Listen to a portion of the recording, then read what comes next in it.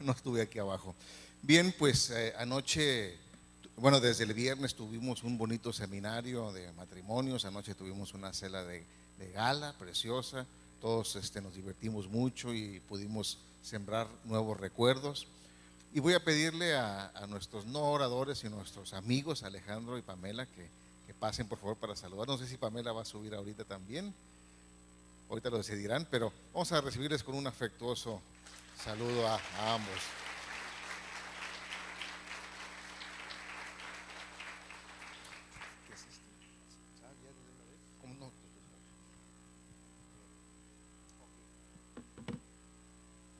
Muchas gracias.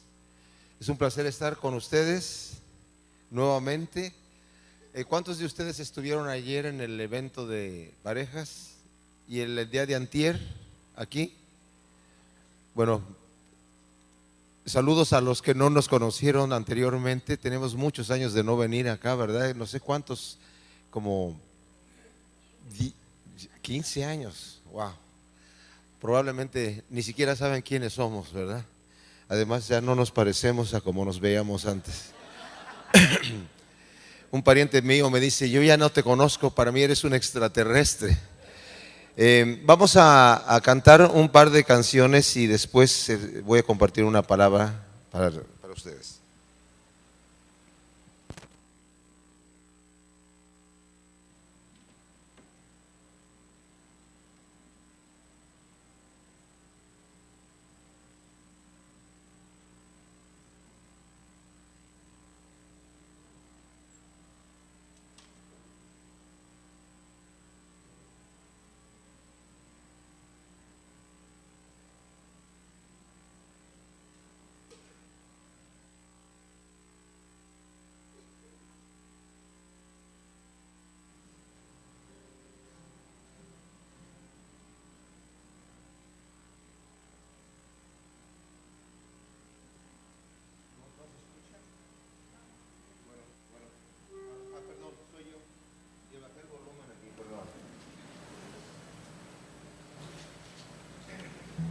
Bueno, sí, ahora sí.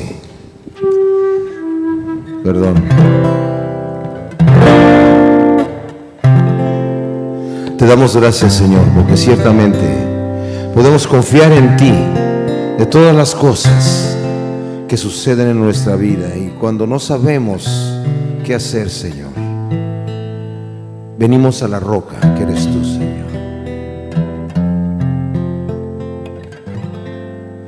Mírame, Señor, atiende a mi oración.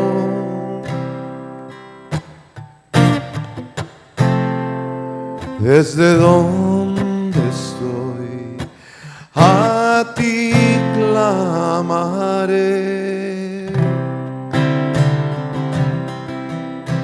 Cuando desmaye el corazón, a la roca llévame, que es más alta que yo, más alta que yo.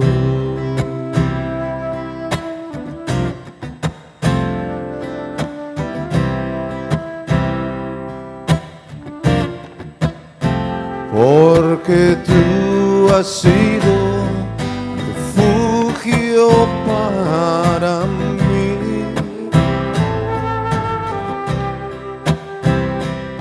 y torre fuerte contra el enemigo.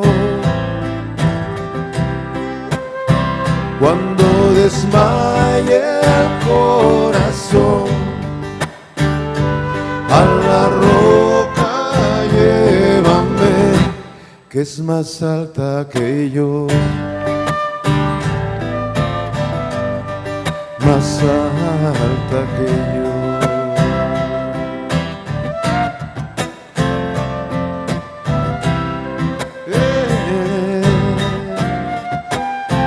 Mírame, Señor, atiende a mi oración. Desde donde estoy, ti clamaré. Cuando desmaye el corazón, a la roca llévame, que es más alta que yo, más alta que yo.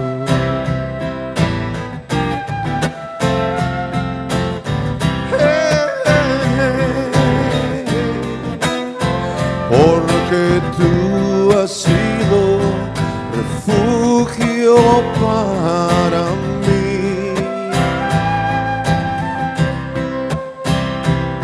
y torre fuerte contra el enemigo. Cuando desmaye el corazón, a la roca llévame, que es más alta que yo, más alta que yo. Cuando desmaye el corazón,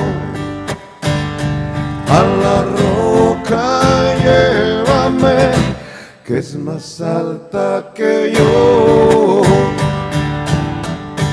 más alta que yo. Cuando desmaye el corazón, a la roca llévame, que es más alta que yo, más alta que yo.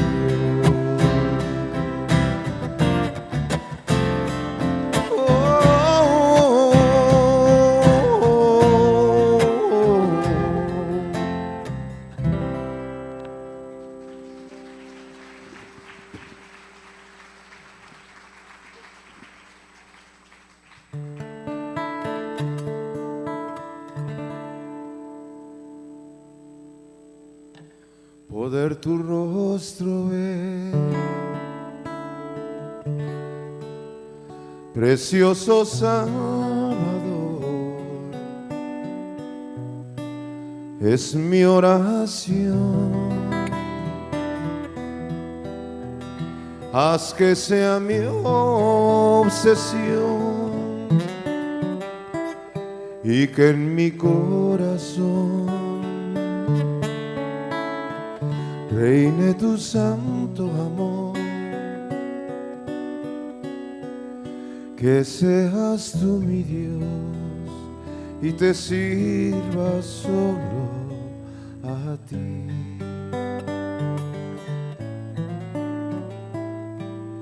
Poder tu rostro ver,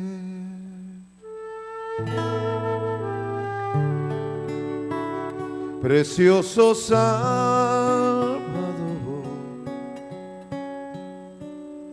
es mi oración.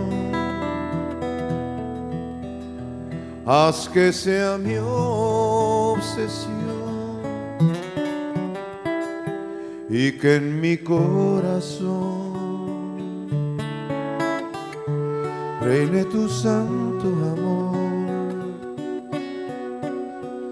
que seas tú mi Dios y te sirva solo a ti.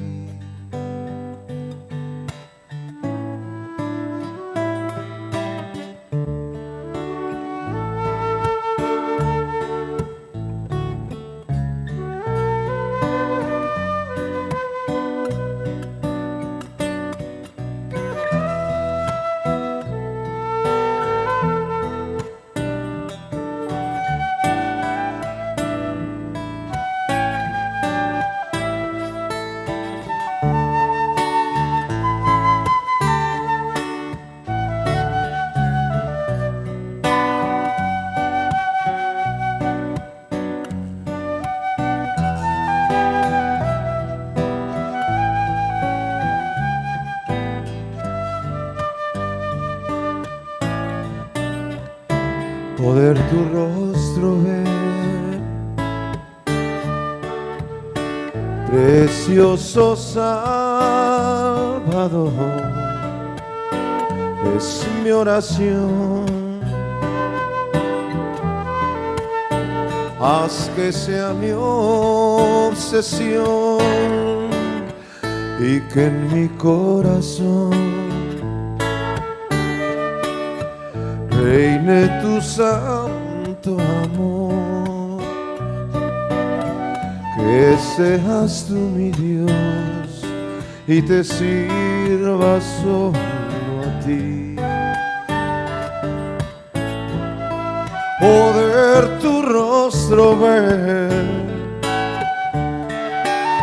precioso Salvador,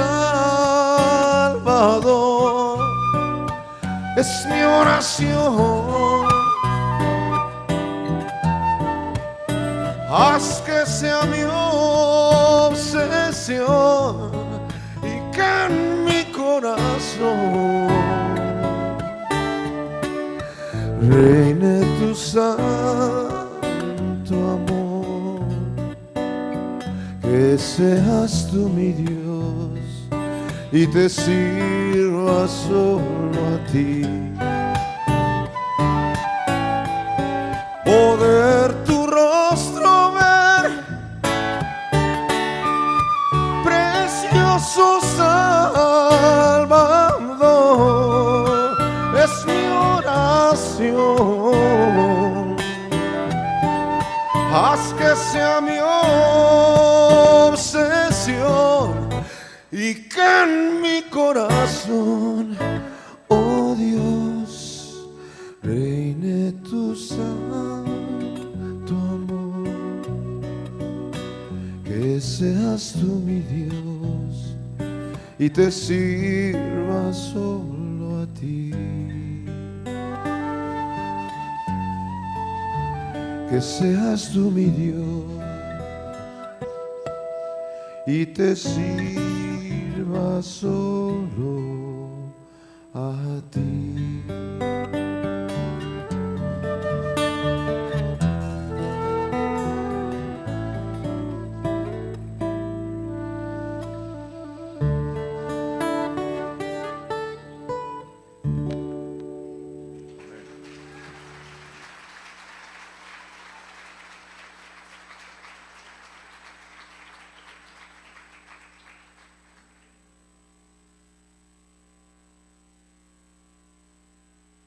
No sé, si traen sus Biblias, por favor, vamos a abrirlas en el conocidísimo pasaje de Juan, capítulo 3.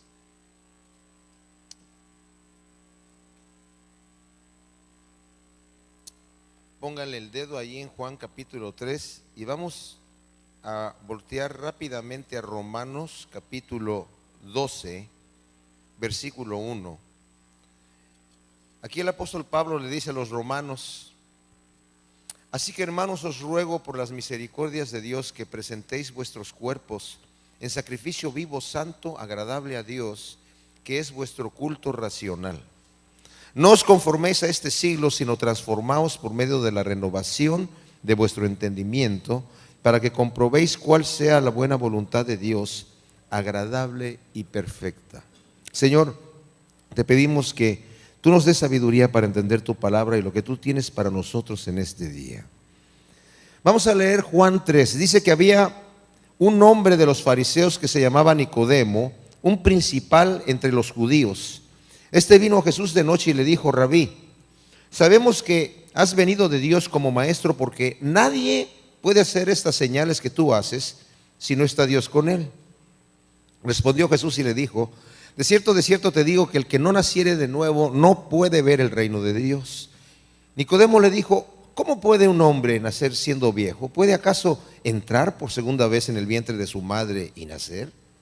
Respondió Jesús y le dijo: de cierto te digo que el que no naciere del agua y del espíritu no puede entrar en el reino de Dios. Lo que es nacido de la carne es carne, y lo que es nacido del espíritu es espíritu. No te maravilles de que te dije que te es necesario nacer de nuevo, porque el viento sopla de donde quiere y oye su sonido, mas ni sabes de dónde viene ni a dónde va. Así es todo aquel que es nacido del Espíritu. Nicodemo le respondió y le dijo: ¿cómo puede hacerse esto? Y Jesús le dijo: ¿eres tú maestro de Israel y no sabes esto? De cierto te digo que lo que sabemos hablamos y lo que hemos visto testificamos, y ustedes no reciben nuestro testimonio. Si les he dicho cosas terrenales y no creen, ¿cómo van a creer si les dijere las celestiales? Nadie subió al cielo sino el que descendió del cielo, el Hijo del Hombre. Y como Moisés levantó a la serpiente en el desierto, así es necesario que el Hijo del Hombre sea levantado, para que todo aquel que en él cree no se pierda, mas tenga vida eterna. Porque de tal manera amó Dios al mundo, que ha dado a su Hijo unigénito, para que todo aquel que en él cree no se pierda, mas tenga vida eterna. Porque no envió Dios a su Hijo al mundo para condenar al mundo, sino para que el mundo sea salvo por él. El que en él cree no es condenado, pero el que no cree ya ha sido condenado, porque no ha creído en el nombre del unigénito Hijo de Dios. Y esta es la condenación, que la luz vino al mundo y los hombres amaron más las tinieblas que la luz, porque sus obras eran malas. Porque todo aquel que hace lo malo aborrece la luz y no viene a la luz, para que sus obras no sean reprendidas. Mas el que practica la verdad viene a la luz, para que sea manifiesto que sus obras son hechas en Dios. Lo que sucede aquí, dice que viene un fariseo a visitar a Cristo de noche. Este fariseo, cuando nos dice aquí que había un hombre de los fariseos que se llamaba Nicodemo, un principal entre los judíos, el artículo en griego es el principal entre los judíos. O sea, no era un cualquiera, era un hombre de 80 años, conocedor de la alta sociedad, y viene a visitar a un carpintero de Galilea, en lo peor de la clase más baja, digamos, de todo Israel, en Galilea. Y le viene a preguntar con un protocolo diciendo: sabemos que tú vienes de Dios y porque las cosas que tú haces. Y podríamos pensar que el Señor le hubiera dicho: bueno, muchas gracias Nicodemo, señor Nicodemo, usted es muy respetable, ¿verdad? Y está reconociendo que yo soy el que vengo de parte de Dios, que soy profeta. El Señor va al punto, porque Nicodemo tiene en su corazón una pregunta que no alcanza a hacer. Parecida a la pregunta de ese joven rico que dijo: maestro, ¿qué tengo que hacer para heredar la vida eterna? Él era un fariseo. Los fariseos se dedicaban a portarse bien. Ahora, ¿por qué estoy hablando de Nicodemo y de todo este detalle cuando acabamos de leer Romanos 12, que dice: presenta tus cuerpos en sacrificio vivo y activo, que es, sabes lo que tienes que hacer delante de Dios, si no te conformes a este mundo? Tiene que ver porque nosotros, como seres humanos y aún como cristianos, cuando tratamos de agradar a Dios en nuestras propias fuerzas, es imposible. No conocemos toda la conversación que tuvo el Señor con Nicodemo ahí, pero los fariseos se dedicaban a portarse bien. Era la secta de entre los judíos más dedicada a guardar las leyes como correspondía. Tanto así que Flavio Josefo, un historiador judío, él tratando y buscando de ver cuál era la forma más acercada a las Escrituras para vivir una vida virtuosa, dijo los fariseos, y él se hizo fariseo. La mayoría de los fariseos no creían en el Señor, pero algunos de ellos sí, y este era un hombre sincero. Y saben, me maravilla porque el Señor Jesucristo, en vez de entrar en el protocolo que Nicodemo está diciendo: sabemos que tú vienes de Dios, casi como que lo toma de la barba y le dice: mira, te voy a decir algo importante. No importa cuán bien te portes, si tú no naces de nuevo, no puedes ver el reino de Dios. Y Nicodemo se queda: ¿Qué es eso? ¿Cómo puedo yo nacer de nuevo? ¿Acaso puedo entrar por segunda vez en el vientre de mi madre y nacer? Y si eso fuese posible, ¿cómo me va a beneficiar eso a mí como persona? No tenemos, como dije, toda la conversación de Nicodemo aquí con el Señor, pero seguramente que le mostró el versículo que está en Isaías 64, que dice: tus buenas obras son porquería delante de Dios. Nuestras buenas obras, aún lo bueno que yo quiera hacer delante de Dios, que ya es cosa buena querer portarse bien delante de Dios, es porquería. ¿Por qué es porquería? Porque no llego yo a la altura, a la capacidad, al estándar que Dios demanda de mí. Aunque yo me quiera portar bien, Mis buenas obras son porquería. Tanto así que el apóstol Pablo mismo lo dice en Romanos 7. Dice, yo me quiero portar bien y me sale el mal. Como dije, quererse portar bien ya es una gran cosa, porque hay gente que ni siquiera quiere hacer eso.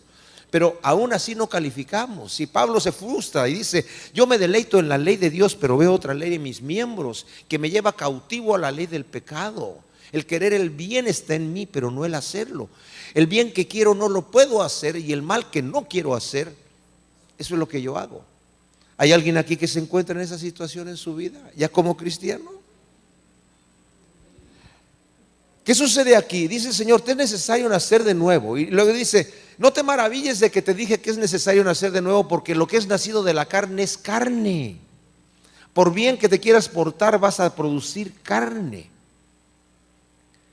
Eres incapaz, pues, en otras palabras, de presentar tu cuerpo en sacrificio vivo y activo, santo, agradable a Dios, porque tus buenas obras no son agradables, son porquería. Entonces, ¿qué tengo que hacer? Tienes que nacer de nuevo. Y tienes que nacer del agua y del espíritu. Hay muchas interpretaciones a lo que puede significar nacer del agua, pero yo les voy a decir mi interpretación, como yo entiendo la palabra. Juan el Bautista dijo, yo los bautizo a ustedes en agua para arrepentimiento, pero viene después de mí uno que los va a bautizar en Espíritu Santo y fuego. Yo me acuerdo, yo crecí dentro de una religión y yo llegaba a confesar mis pecados a un confesor, y ese confesor nunca escuché que me dijera, no digo que no haya quien lo diga, pero en mi caso nunca escuché, jovencito, tú vienes a mí con ese mismo pecado todo el tiempo. No se vale, ¿eh? Tienes que arrepentirte. Por muchos Padres Nuestros y muchas Aves Marías y muchos credos que yo te diga y penitencias que te ponga, no es suficiente. Tienes que cambiar, tienes que arrepentirte, dar la media vuelta y caminar en el lado opuesto. Eso nunca se me dijo, pero no digo que no se diga. Pero en el caso de los judíos tenían algunos ese mismo pensamiento. Yo cometo mi pecado, traigo mi sacrificio y quedó el asunto saldado.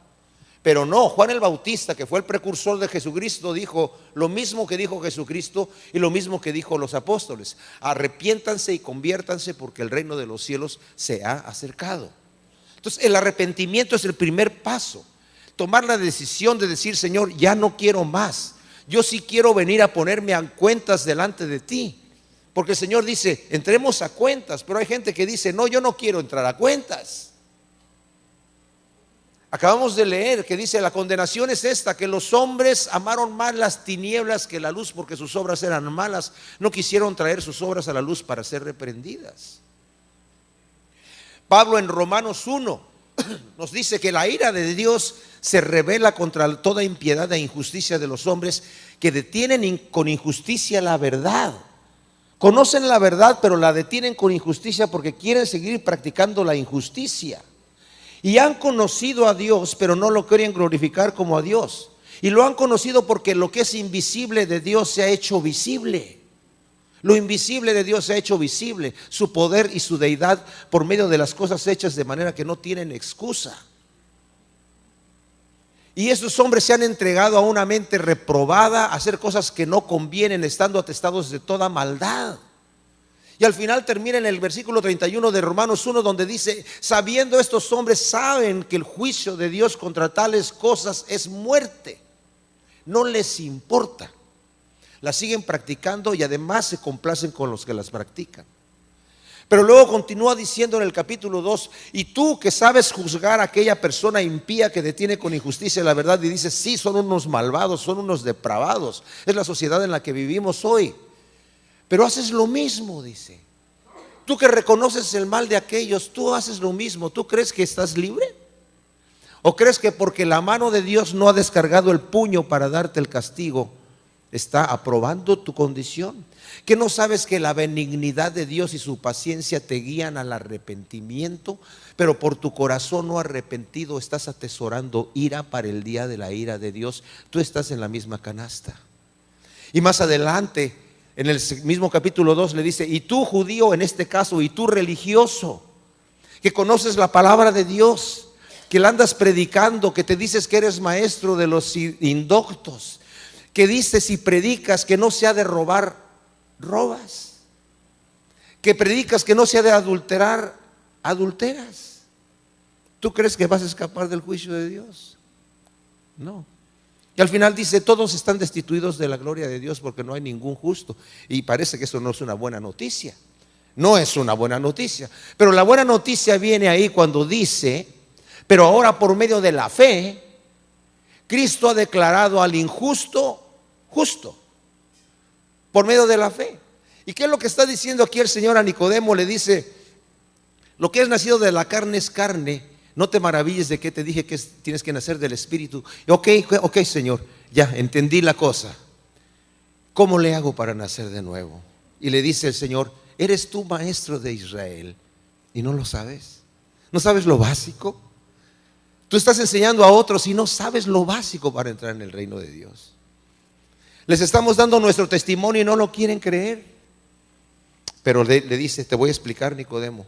Así como Moisés levantó la serpiente en el desierto, es necesario que el Hijo del Hombre sea levantado en la cruz para que todo aquel que en él cree no se pierda, mas tenga vida eterna. ¿Y qué es lo que pasó en el desierto? El pueblo de Israel, cuando salió de Egipto, llegó al Sinaí. Después de unas semanas, estuvo 1 año en el Sinaí. El Señor les entregó los 10 mandamientos y la ley. Salieron después de un tiempo, no mucho, a la tierra prometida. No entraron porque les faltó fe. Murmuraron.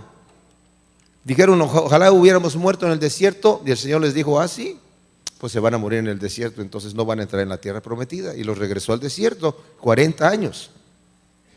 Después de los 40 años regresaron nuevamente a la tierra prometida. Los jóvenes, que ahora ya eran más viejos, a heredar la tierra prometida, pero no pudieron entrar directamente porque los de Edom no les dieron paso. Entonces ellos tuvieron que rodear el territorio de Edom y regresar un poquitito al desierto y darle la vuelta. Y mientras estaban regresando volvieron a murmurar en contra de Dios y en contra de Moisés.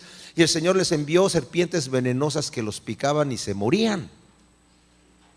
Entonces clamaron a Dios y a Moisés y dijeron, ora a Dios para que nos quite estas serpientes. Hemos pecado.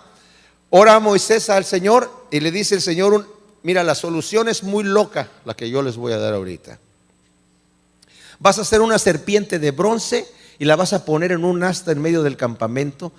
Eran como 3 millones de personas más o menos. ¿Se imaginan ustedes la extensión territorial que tenía el campamento? Y estaba la serpiente de bronce en un asta que es el símbolo de medicina hasta el día de hoy. Y cuando alguien le pique la serpiente, porque no les voy a quitar las serpientes, se las voy a dejar allí y los van a morder y se van a morir. Pero para no morirse van a tener que ir a ver solamente la serpiente. Ahora, eso es muy loco, ¿verdad?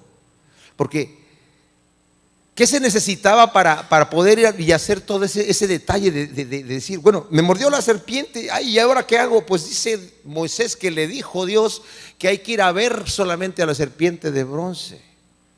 Y aquel que no decía, bueno, no, es que Moisés está loco, Moisés no nos ha cumplido nada, nos dijo que nos iba a meter a la tierra prometida y no nos ha metido en ningún lado y estamos aquí llenos de serpientes, se moría por falta de ¿qué? De fe. Entonces lo que se necesitaba era fe, fe en la palabra de Dios, fe en la palabra de Moisés, que solamente con ver la serpiente iban a ser librados de la muerte.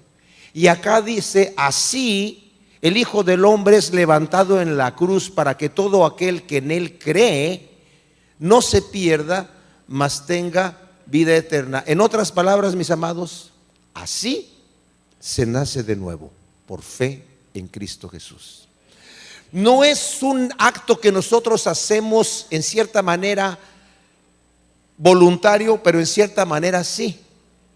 Me explico. Para nacer yo aquí en la tierra, ¿quién de ustedes dijo, yo voy a nacer hoy? O bueno, en 9 meses, nadie, ¿verdad? Nadie planeó su nacimiento. Pero en el caso del nacimiento espiritual, yo tomo un paso. Y es un paso de fe. Pero yo no produzco ese nacimiento, el nacimiento lo produce el Señor. Y así como el viento sopla de un lado y no sabes ni de dónde viene, ni a dónde va, ni cómo fue, de repente soy una nueva criatura.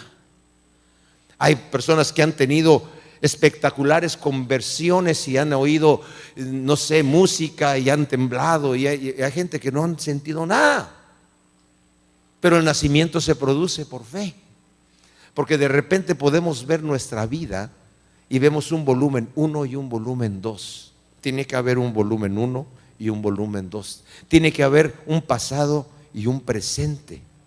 Tal vez no soy lo que quiero ser, pero no soy lo que fui, ¿verdad? Se supone, si estamos convertidos, dice el apóstol Pablo a los Corintios, examínate si estás en la fe o no. El mismo Juan Calvino dijo, ¿quieres saber si eres uno de los elegidos? Examina tu vida, ¿cómo vives? ¿Qué clase de árbol eres? ¿Qué frutos te están colgando de las ramas? ¿Son buenos o son malos? Examina tu vida, ¿cómo vives? Si realmente estás convertido o no. Y si no, tómate de la fe viva, que es la fe activa. No es una fe mental. Dice Santiago, ¿tú crees que Dios es uno? Bien haces. Los demonios creen también y tiemblan. Ellos por lo menos tiemblan, ¿verdad? Pero de nada les sirve. Hay algunos que ni tiemblan. Nada más dicen, bueno, yo sí creo que Jesucristo es el Hijo de Dios, no hay problema. Que Jesucristo. Creo en Jesucristo. Sí, pero ¿de qué manera creemos? ¿Creemos que Jesús es el camino, la verdad y la vida? Si yo creo que Jesús es el camino, ¿ando yo en el camino o ando perdido por voluntad propia? ¿Estoy ignorando voluntariamente el camino que Dios me está dando? Si Él es la verdad, ¿ando en la verdad o ando en la mentira? Y si Él es la vida, pues ¿quién quiere la muerte? ¿A dónde estoy caminando? ¿Qué estoy haciendo? Dice, el que es verdaderamente mi discípulo, el que me ama, guarda mis mandamientos. El que es verdaderamente mi discípulo se ha negado a sí mismo, ha tomado su cruz y me ha seguido. Y todo esto son frutos de una verdadera fe. Esto es lo maravilloso que quiero compartir hoy en día.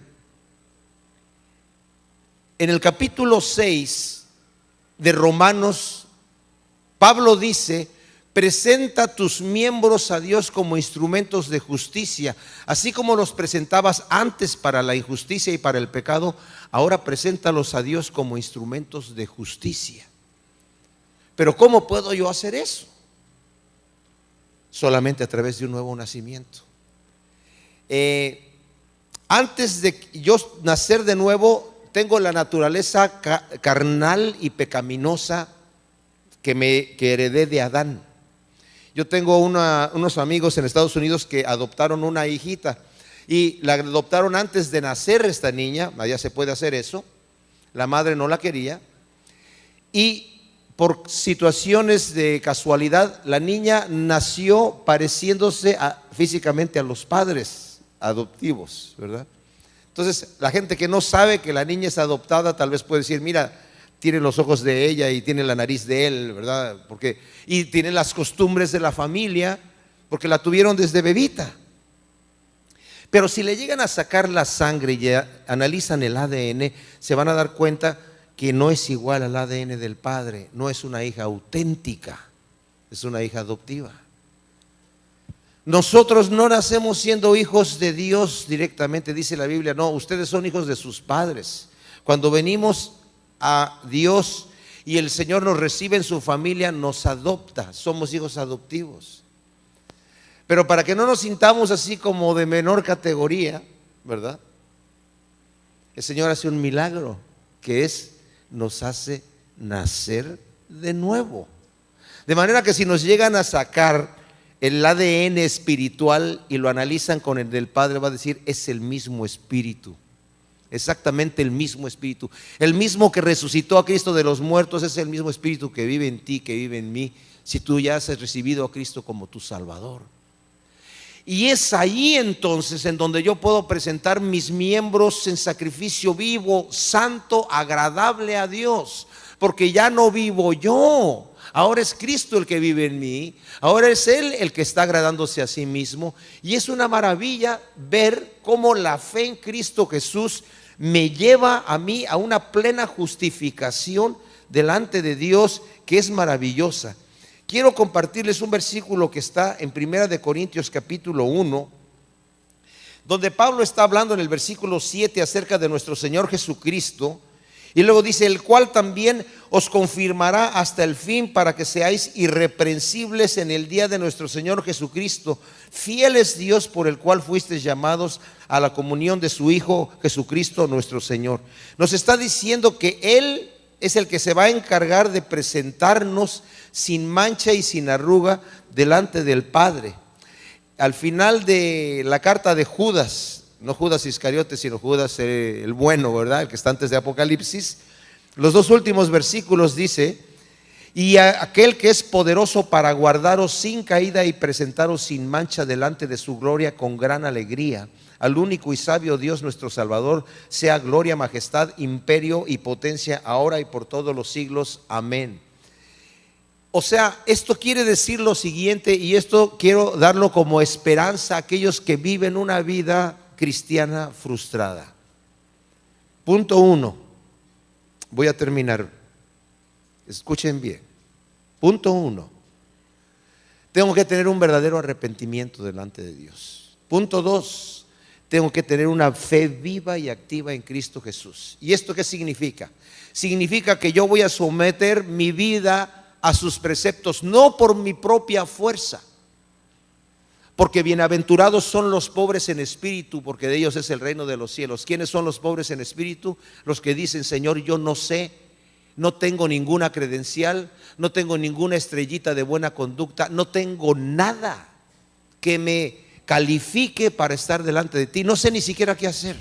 Esos son los pobres en espíritu, que llegan delante de Dios como el pecador en el templo, el publicano que dijo, sé propicio a mí, Señor, que soy un pecador, no sé, no tengo ni palabras que decir.